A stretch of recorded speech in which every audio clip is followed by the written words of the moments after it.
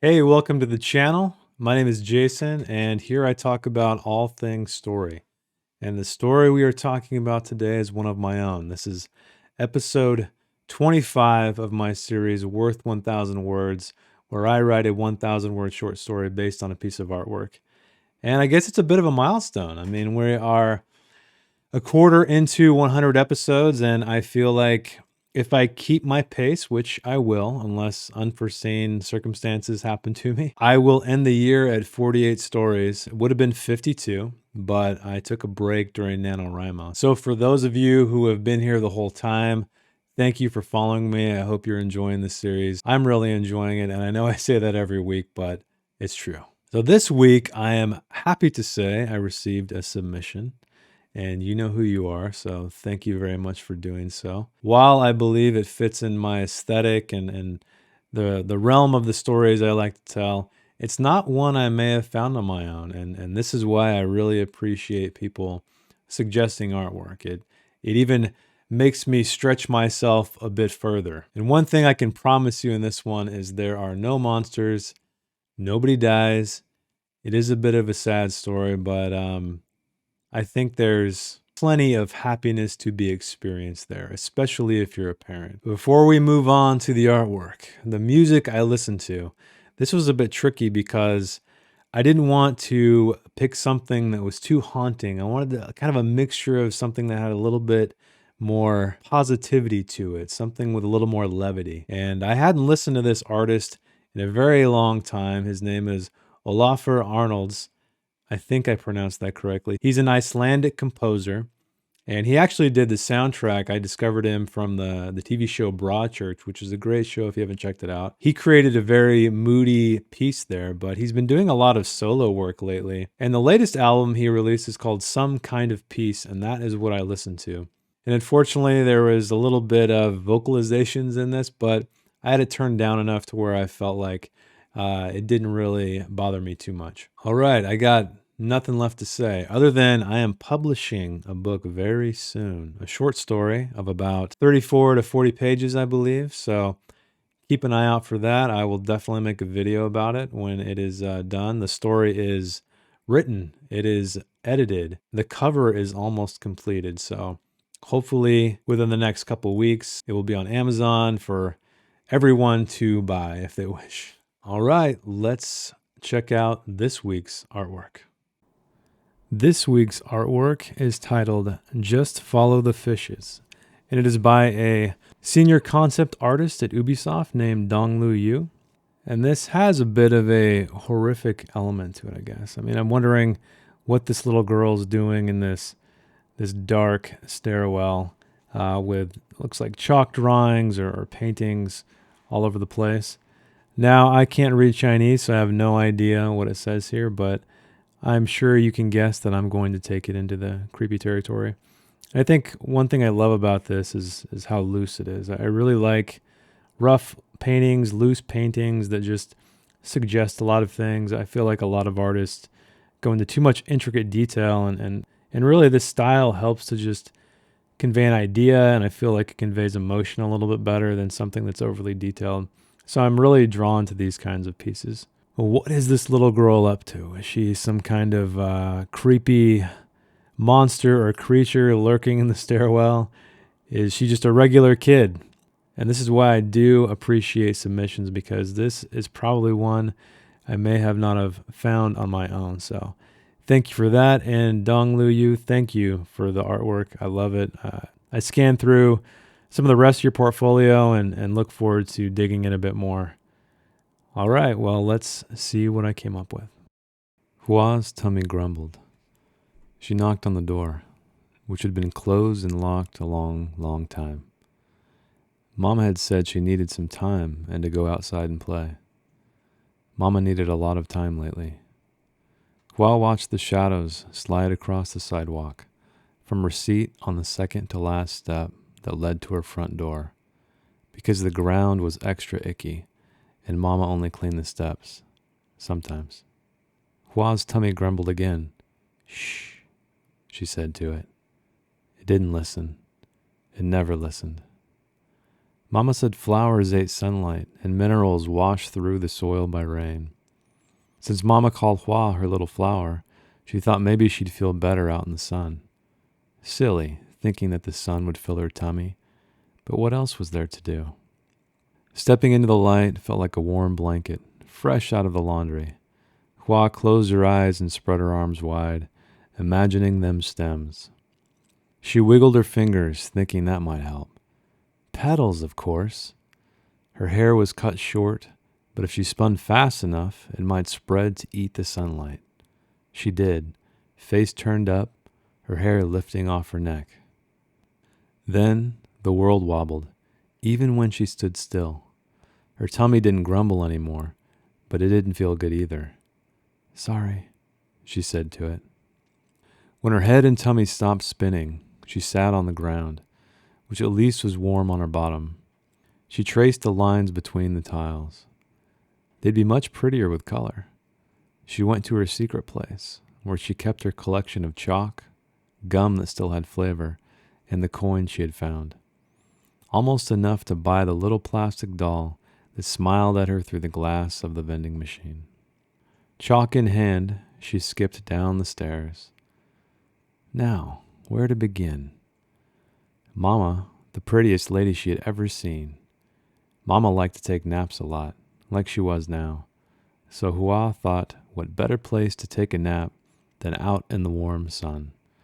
She started with her face, giving her a pillow of the tiny step before the sidewalk. She drew closed eyes and a big smile. Mama had the prettiest smile. What would she like to wear? A dress. Not the best thing to take a nap in, but Mama looked so pretty in them. The last time had been at the park on Hua's birthday. Just the two of them eating sandwiches with no crust. Mama didn't eat hers, so Hua ate both. Hua's tummy grumbled, remembering those sandwiches. Then it told her it really wanted fish sticks. She said. Good idea. Hands and knees on the icky floor in front of the bottom step, Hua drew all kinds of fishes. Orange ones and blue ones and yellow ones, even rainbow ones. At the top step, she regarded her work. All of them smiled up at her, but they seemed sad.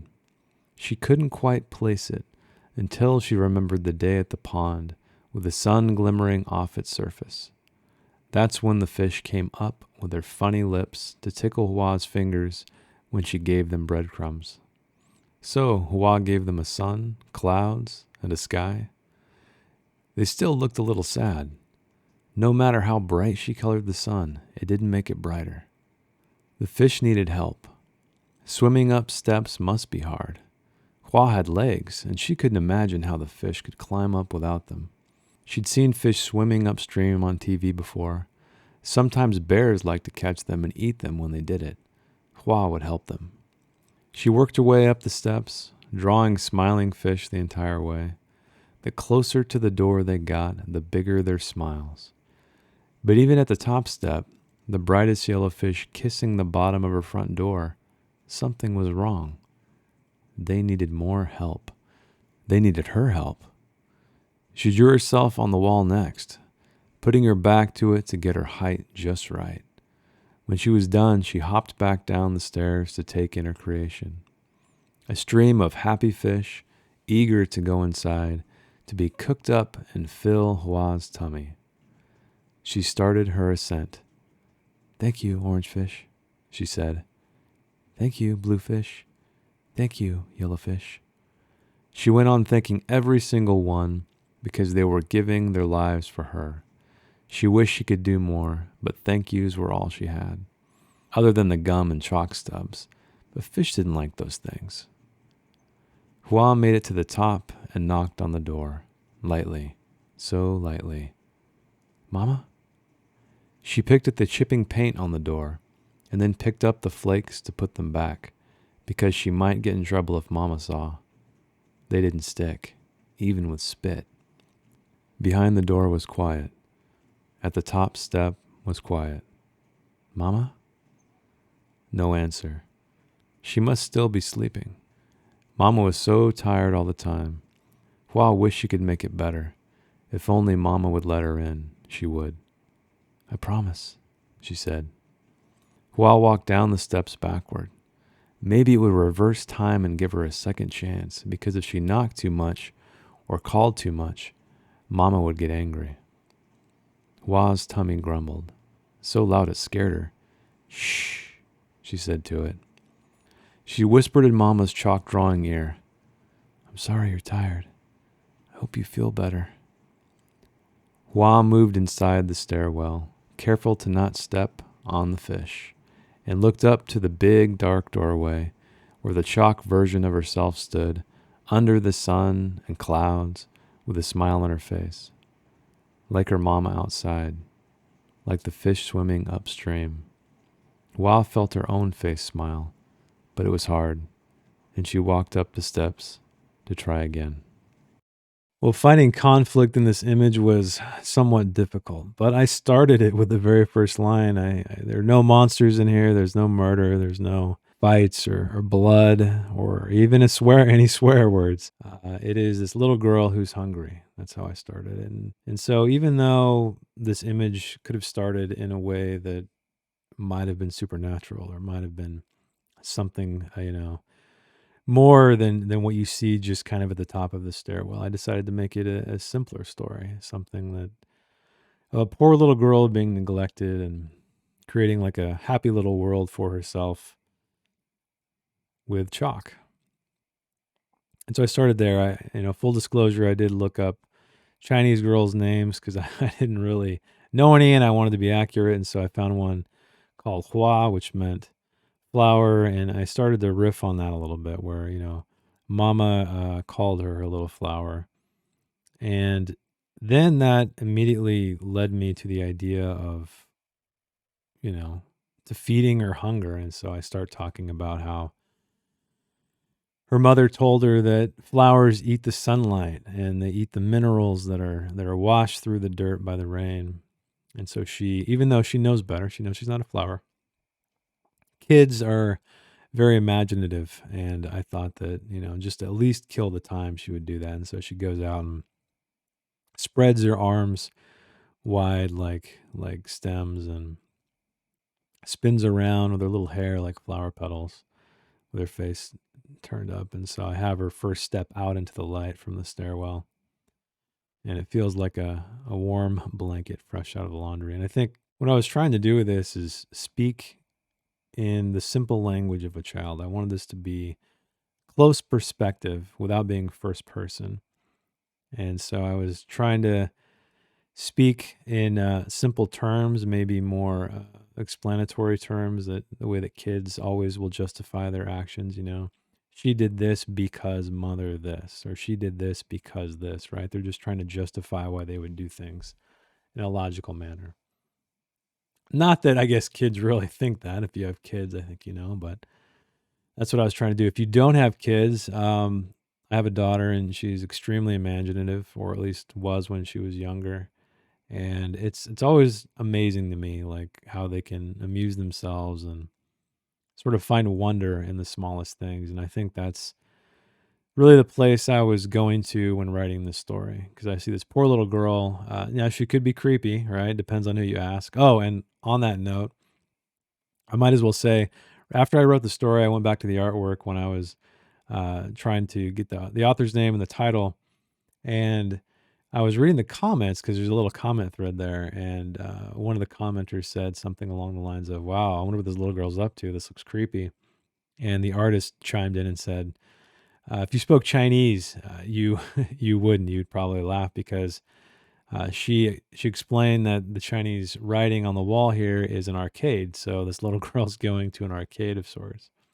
I didn't know that because I don't speak Chinese, but I thought it was kind of funny because, yeah, this image does on the surface. It looks kind of creepy. It looks sort of this little girl with her head kind of down. Maybe she's a little trepidatious going in there, and it's sort of this dark stairwell. And I think the imagery there, like the the fish and the sun and the clouds, almost it gives you that sort of something's not right, right? It's almost purposely happy. I think it's kind of like how dolls can be creepy, right? Dolls are like these little toys that girls play with, but for some reason, in the right circumstances, they can be very creepy. And so I understand. I mean, that's what I got too. That's what really drew me to this as well, and why I chose it. Well, it was submitted to me, but why I was where my mind was going. And thankfully, I didn't go there. I feel like I've told enough stories about monsters coming out of the darkness, and this one without a physical monster in the scene, I figured I wouldn't go that way. And so I wanted to just kind of capture a little girl's day, a poor little girl who's neglected, who's sort of just pushed out onto the street by her mother while her mother is either depressed or drunk or whatever, and locking her out of the house. And I can only imagine there's a lot of children that this happens to, where their parents have kids when they don't really mean to or don't want to, but they're stuck with them, and so they don't realize that these kids are people too, and they just kind of push them away as if they're like a dog or some kind of pet.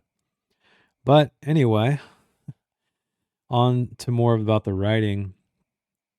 Yeah, here we go. Lying flat would be comfortable. So the first thing Lil Hua draws is her mother, and it's funny because I didn't really notice this when I first started writing it all, but the little chalk drawing of the woman or the girl on the sidewalk, her head is on that little step, and I thought that was interesting, as though it was like on a pillow, resting on some kind of surface, and so that's what the significance of that was.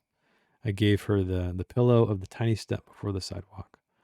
And then next, what should we wear? A dress, not the best thing to take a nap in, but Mama looked so pretty in them. And I think that's one thing you'll notice, or hopefully you noticed. If you didn't, then I failed my job. But I was trying to pepper throughout this entire thing, like even if Hua was remembering her mother or events like her birthday here, right? So Hua ate both sandwiches on her birthday because her mother didn't want to. And I think that's is sort of signifying that the mother's not happy or doesn't feel like eating because of she's not happy.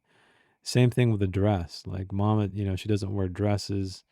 They're not really fit for taking a nap in, but Mama looks so pretty. And so no matter, and that's what I was trying to convey here, is that no matter how these kids get beaten down, right, neglected or abused or whatever it may be, they always they're so resilient, and they always kind of bounce back up, and it's almost like a dog, right? You can hit a dog and they still come back to you.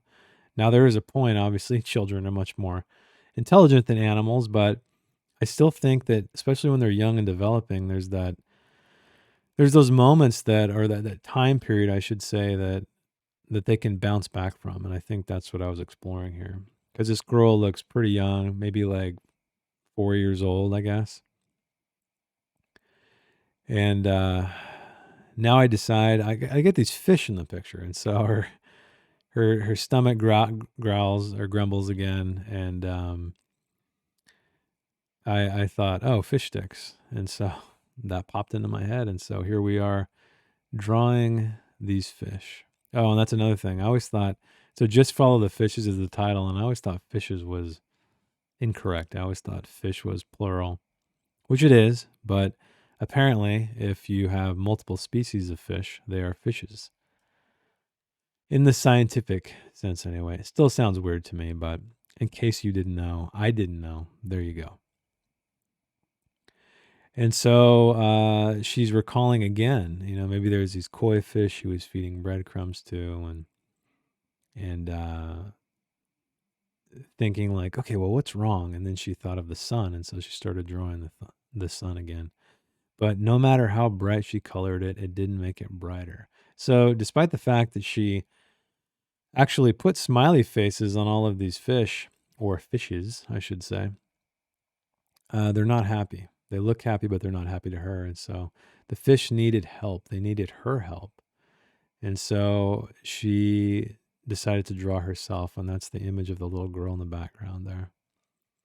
And another thing too, I have, she'd seen fish swimming upstream on TV before, and so I thought that immediately came to mind as, you're looking down a creek or a stream. that's flowing down over these rocks, and I was kind of reminded of that by this staircase here. And so she's working her way up the top, even on the icky floor in front. She started there because she knew they had to start from somewhere.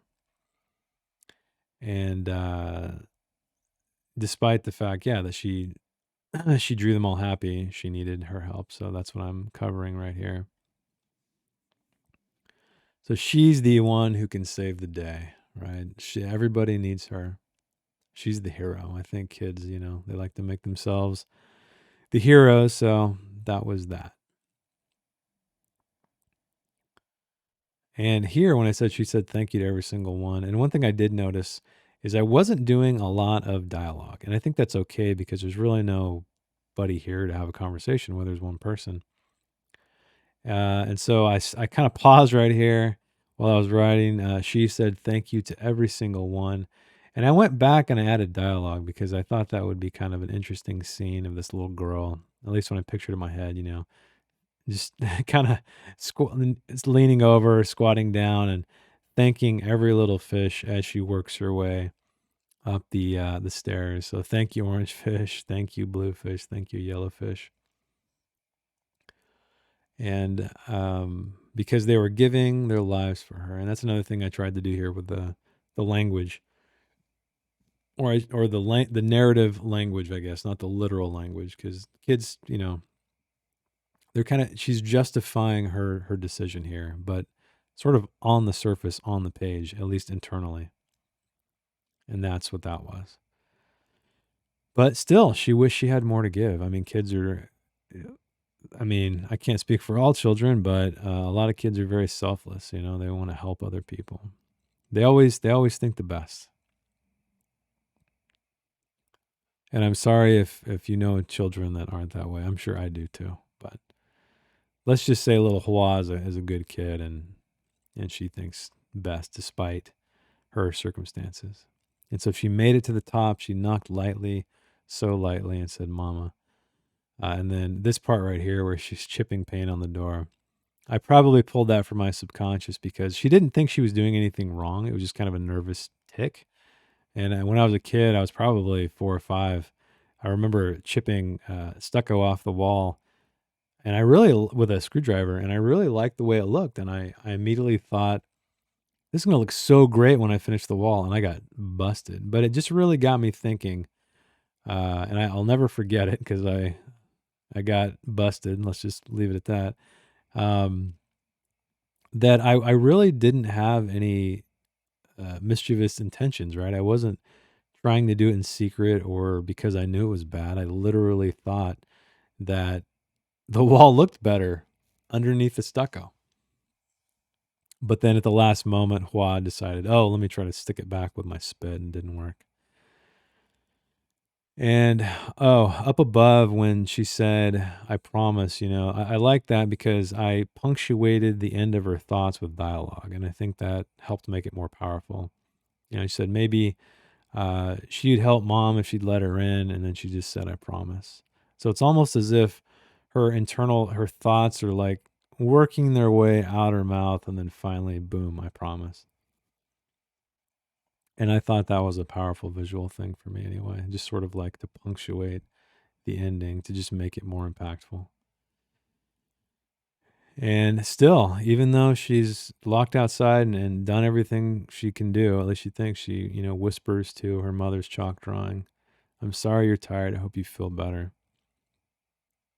And she looks up again and sees herself smiling. And I think this very last bit here is when you finally see Hua a little bit sad, right? This whole time she's been positive and just optimistic about her situation, knowing that, her mother is not mad at her. She's just going through a rough patch. And she's just, like I said, she's keeping herself in high spirits. But when she does take that final look back up the stairwell and all of her artwork and all of the smiling faces she's drawn, she feels her own face smile. but it's hard. And that is really the only line. And then she tried again, right? Kind of just indicating that kids don't give up, right? They're very persistent. And I thought that even though there was a buildup of the sadness, or I should say that she's personifying her sadness by like uh, in these, she's making everybody happy because she's really not. At least when I got to the end, that's how I'm interpreting it. And so she's keeping her sadness almost on the outside, right? It's manifesting itself in chalk drawings. And so we're really getting a glimpse into that's subtext basically of why this little girl is sad, even though she's not acting sad or not even really having sad thoughts. It's the subtext of what she's doing, right? The actions speak louder than words. And I think that I was happy with where it ended up, and I don't think that was really my intention when I started, but that's what's great about these things is your subconscious kind of fills in the blanks. And I think, when you watch enough movies and you read enough books and you read enough storycraft books, and it's just kind of like an instinct to a degree. And that's the most fun I have is when those things just come out and you can look back and you're like, okay, I see that there. Even though I didn't intend it consciously, the subconscious came through. But yeah, I think that all these little sad moments, with her mother's memories and showing that her mother's not quite there, coupled with her bringing her sadness, so to speak, in the physical realm with the drawings. Hopefully, as a reader, you could see the unsaid, essentially. At least I hope so. And, once again, it's kind of a sad story, but it just shows the persistence of children, and that's what I wanted to capture. Welcome to the end, dear viewer. I am so glad you made it. If you made it this far, you are a true fan of storytelling, and I hope you liked what I came up with. I don't think it's one of my best, but I think it's serviceable.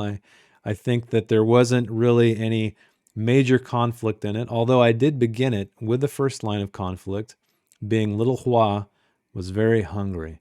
And if you have a kid or if you've known any kids, hunger is a big deal to kids. And so I believe that is serviceable enough conflict. But when you dig a little bit deeper in the story, you find that this poor girl has been neglected by her mother, but she's still trying to find happiness in her day, or at least trick herself into being happy. And as I mentioned in the read through, if you did not hear it, I will repeat myself somewhat here, but she was essentially personifying or manifesting her sadness in the drawing she was doing. She made everybody happy, but on the inside, you knew that she really wasn't very happy. And you didn't really see that though until the very end, the very last line of the story, or second to last line, I should say, where we see that the little girl smiles, just like all of her little fish and her portrait on the wall and her mother on the sidewalk, but it's hard. What I was trying to do is chip away at her and show little glimpses of her psyche and her just her mental state in general, her emotional state of how she was feeling. And even though she, being a young child, may not know how to vocalize these things or at least display these things in some way, she was doing it through her artwork, I think. At least that's my take on it. Now, I didn't set out to do any of that. It just sort of happened. It did work. I feel like that idea is consistent from the beginning of the story to the end. And I know it's really easy to attribute meaning to things after the fact, but I still think it works. And I feel like it's compelling, at least for me, and the kind of storytelling I like to do. And as far as what I learned from a craft standpoint, or at least what I was trying to exercise my writing muscles with, and that was the voice of a child. Now, I've written stories with children before. My first novel I wrote is from the perspective of two young boys, and they're about 10 or 11, so older than this, but it was still a challenge, but a really fun challenge to try to capture the voice of a child and even beyond the voice of a child, but the perception of a child. Because when we're writing words, we're having these characters perceive the world around them, right? And that is through the lens of a child, through the mind of a child. And so it goes beyond making simple words. I don't think the words have to be extremely simple, but it's more in the cadence of the speech and essentially what these kids are seeing, hearing, tasting, and just experiencing in general. And this was the first time I've written a child in a while. My second novel, which really needs to come out soon. It's done. I just need to get it edited. There are a few chapters in there, or I should say, almost half the novel is of a young girl, and so it was nice to revisit that POV. Sometimes we tend to go to the easy spots, right? We try to create our main characters more or less in the same age range, or at least adulthood, or whatever age group you find yourself in, because it's easier to write in our own voice, I think. So I encourage you to write a short story, or even half a short story, even a scene with a character who is not in the same age group as you normally write. We don't want to get ourselves in a rut. We don't want to write the same stuff over and over and over, because then we start to become repetitive. Because you need to constantly challenge your mind and expand yourself and try new things, because I think you might discover that you might be better at certain things than you might think. Or you might discover that you are worse than you think, in which case you're exercising the right muscle because you need to work on it. Although I find that writing is always difficult for me. Just sitting down and starting is probably the most difficult thing. And every time I do it, without fail, there is a time where I just completely hate what I'm doing, wondering why I'm doing it. But I press on. I don't throw it away. I don't take extended breaks, because I've done this all before. You've done this all before. And so pushing through is where it's at. You'll get to the end of it. So all I can say is, if you're struggling with a draft right now or an outline, just sit down. Give it 5 minutes, give it 10 minutes every day, and I promise you, you will make it to the end. All right, if you'd like to support this channel, consider giving me a like if you like the video, subscribe if you like story-related content. That's all I talk about here in its various forms. I live stream here every weekend, Saturdays and Sundays around 5-ish p.m. Pacific. So if you'd like to hang out and write, see me then. And I also wrote a book. It's called The Field. It's a dark coming-of-age tale that I'm still pretty proud of, although I haven't read it in some time, so maybe I should. But anyway, it's completely free on Amazon and anywhere you can buy ebooks. Any reviews and downloads are much appreciated. Until next time, keep reading, keep writing, and I will see you next week. Thanks again. Bye. If you'd like to read the story in its non-video format, check the link in the description. I didn't edit anything else, promise. Thanks again.